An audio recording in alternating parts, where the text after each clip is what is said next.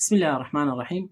خۆشەویستان لە چەند کورتە ڤیدیۆیەک باسی ئەزموونی خوێندن لە دەروی وڵاتان بۆ دەکەم.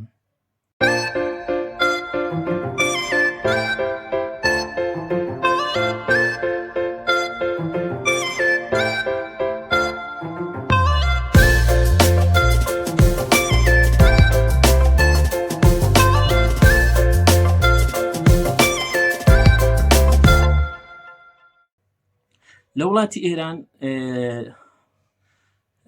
دوو شوێنی مانەوە هەیە. دەتوانی لەگەڵ چەند برادەرێک شوقەیەک بگری و بەیەکەوە بژین. ئەو شێوازە هەیە. شێوازی دووەم چییە؟ بەشە ناوخۆییە.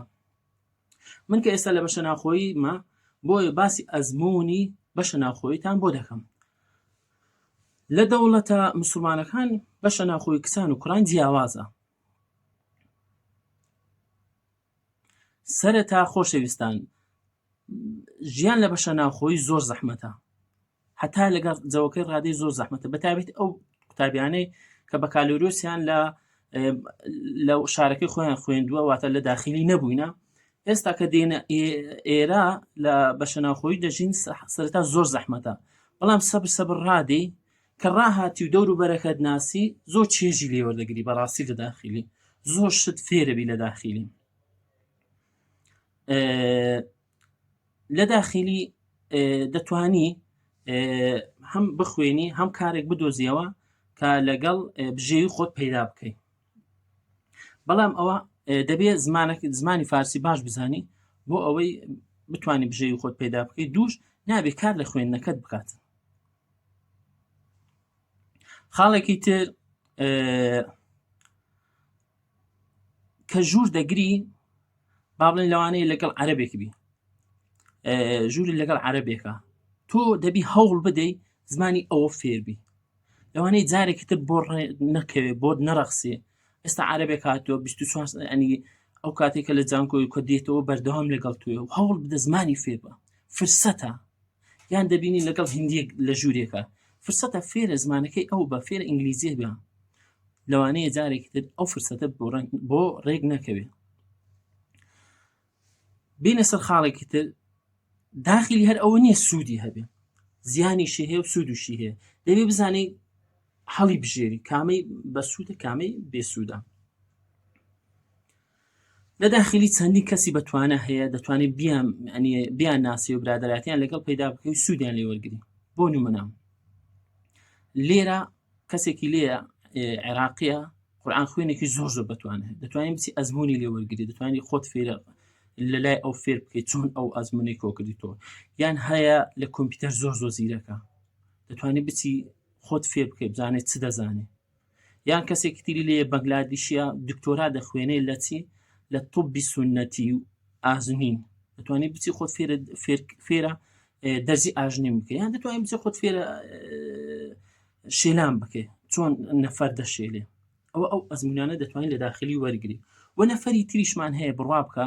ئێستا نەفەر هەیە بەس لە دوو ژن و بێناموسی و کاری بەدڕەوشتێ بەڕاستی، دەبی لەو کەسانە خۆت بە دوور بگری. خۆشەویستان هەر ئەوە نییە بڵێن هەموو کەسێکا بەسوودە، هەشە ئەو نەوە ئەشی تێدایە ئەو نەوە ئەشی تێدا.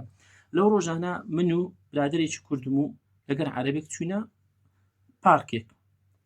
لە پارکەکە عەرەبەکە کچێکی دیت و ڕاست ئێمە بەجێهێشت. کەواتە تۆ نابی جارێکی تر لەگەڵ ئەم کەسە بچێ دەرەوە. بۆچی؟ یان دەبیت تۆش بەکو ئەو بەگەڵ کچان بکەیت، یان لەگەڵ ئەو ناگونجێ. بۆیە دەبێ بزانیت چێ دەکەی برادەری خۆت لە بەشە ناوخۆیی.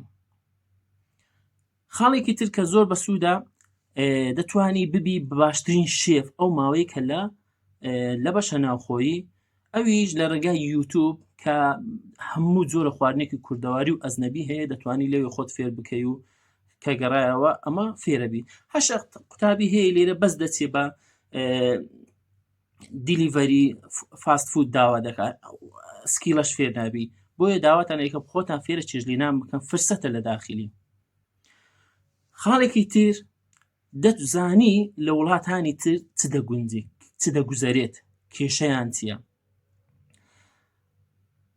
کە بەیانی کە گەڕایەوە.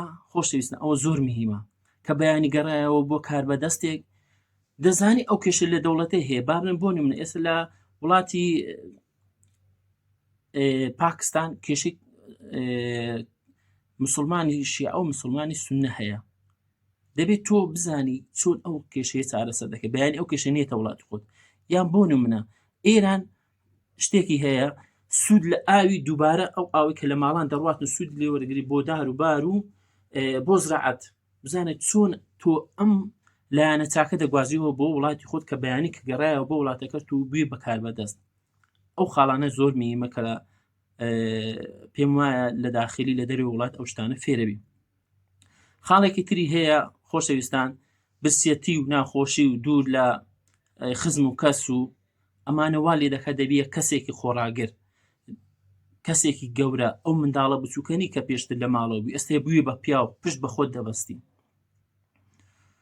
خۆشەویستان داخلی شوێنی شەڕ نییە لەمە ڕۆژانە برادێکمان بەشەر هاتبوو مەسەکی شکا واز لە شەڕ و ئەشتانە بێنن داخلی شوێنی خوێندنە تۆ شەڕخوازدی تۆ خوێندکاری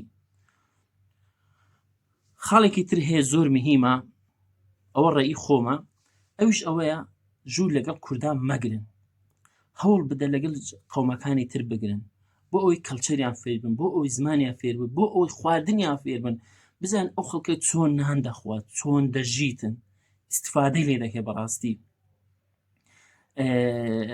بەڵام یەک خاڵی تر هەیە با برادری کوردت هەبێ زۆرش پێویستە برادری کوردت هەبێ ینی ئێستا جاری وا هەیە کێشەکرد دەبێت یان پێویستێکرد دەبێت لە کوردستان برادریش کورد بۆ دەکات لێرە من خوشک و براکەم هات ئەوە براژدم هاتم بۆ تاران لێرە برادەرەکانم لێرە ئیشان زۆر بە ئاسان کردم برادەرە کوردەکانم بۆیە ژوور لەگەڵ کووردا مەگڵم بەڵام برادری کوردی دووسۆزت هەبێ لەو شوێنانە زۆر پێویستت پێ دەبێ بەڕاستی لەبی خاڵێکی تر ئەگە زانیت هاو ژوورەکەت ئەوەی کە لەگەڵتایە دەستی پاک نییە ژوورەکەت بگۆڕە چونکە تۆ پارە لە گیرفانت دادنێ ئەگە زانی دەستی پاک نییە و دزە ژوورەکەت بگۆڕە خاڵی کۆتایی ئەوەیە کە بزانێت دایک و باوکێک تۆیان گەیاندۆتە ئێرە بە قوڕ بەسەری بە نەبوونی بە هەژاری تۆیان گەیاندۆتە ئێرە تۆش وەکو کەسێکی گەورە وەکو کەسێکی پیاو خوێندەکەت بە سەرکەوتووی تەواوکە هەر شاد بن خواتان لەگەڵ